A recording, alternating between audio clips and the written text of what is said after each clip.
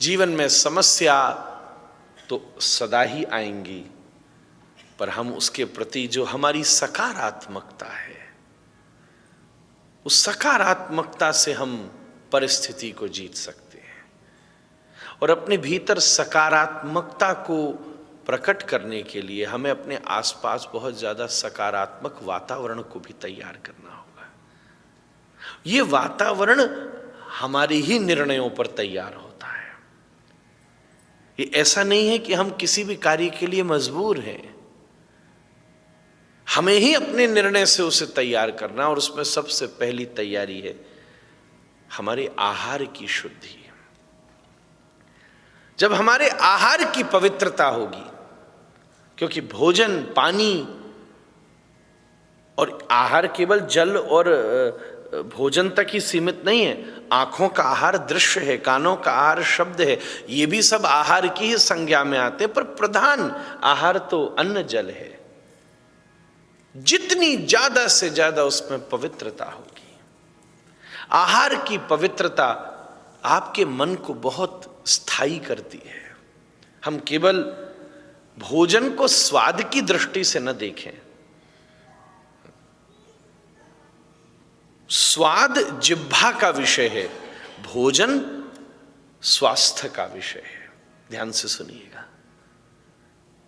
इस गले के नीचे उतरने के बाद आपने राजमा खाया है कि चने खाए हैं कि पनीर खाया है कि समोसा खाया है, कुछ नहीं मालूम।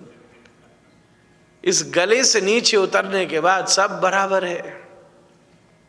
चाहे गुजराती खाया है कि चाहे मारवाड़ी खाया है, चाहे महाराष्ट्रियन खाया है कि पिज्जा खाया है कि सैलेड खाया है, सब बराबर है। आज मैंने पिज्जा भी खाया, रोटी भी खाई, सब बराबर हो गया। इसके नीचे सब बराबर था, कोई फर्क नहीं पड़ा। इसके ऊपर का खेल है। और मजे की बात यह है कि वो आहार जीव के ऊपर 20 से 22 सेकंड रहता है, और वो आहार शरीर में 3 दिन तक रहता है। बहुत ध्यान से समझिएगा। जीव के ऊपर 30 सेकंड रहता है और शरीर में 3 दिन तक रहता है, पर हम 30 सेकंड के लिए कई बार 3 दिन के प्रभाव को बर्बाद कर देते हैं। इसलिए जब तक हमारे जीवन में आहार की शुद्धि नहीं होगी, तब तक हम सकारात्मकता की तरफ प्रथम कदम नहीं उठा रहे। वो तो सबसे अनिवार्य विषय है। आहार की जब पवित्रता होती है, तब विचार की पवित्रता होती है। ये बात बहुत स्लो प्रोसेस की है, पर है ही, बहुत अच्छी है। आहार की पवित्रता से विचार की पवित्रता होती है, और फिर विचार की पवित्रता से व्यवहार की पवित्रता होती है, और फिर व्यवहार की पवित्रता से संस्कार की पवित्रता होती है। संस्कार की पवित्रता से प्रारब्ध की पवित्रता होती है, प्रारब्ध की पवित्रता से जीवन की पवित्रता होती है, जीवन की पवित्रता से कर्म की पवित्रता होती है, कर्म की पवित्रता से मृत्यु की पवित्रता होती है, और मृत्यु की पवित्रता से ही मोक्ष की प्राप्ति होती है। इसलिए पहले समय में घर में मंदिर की इतनी प्रधानता नहीं थी, रसोई की जितनी प्रधानता थी। आप ख्याल कीजिएगा, हम लोगों की दादी परदादी रसोई में घुसने नहीं देती थी। किसी भी देश के किसी भी तरफ चले जाइए, चाहे पंजाब ही क्यों ना हो, चाहे गुजरात ही क्यों ना हो, बिना नहाए घुसने नहीं देती थी, झूठे बर्तन आने नहीं देती थी। गंदे संदे कितना भी बच्चा प्यारा हो, गंदा संदा घुसे तो रसोई पूरी धोती थी महाराज।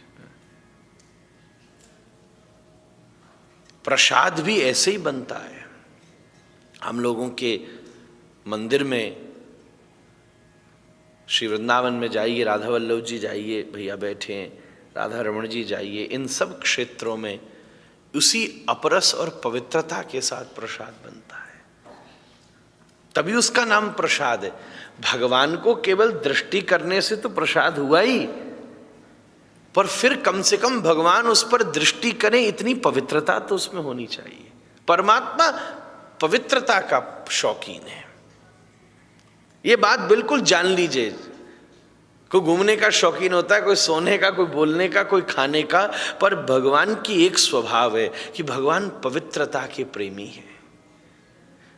जितनी विचार, जितने मन, जितनी जीवन की पवित्रता होगी उतना परमात्मा वहां प्रकट होने लगेगा। स्वाभाविक हो, पवित्रता ही परमात्मा का स्वरूप है, यही तो उसकी सन्निधि है। हमारे आहार की, व्यवहार की और विचार की पवित्रता हमारे जीवन में बहुत श्रेष्ठ सकारात्मकता लाने लगती है।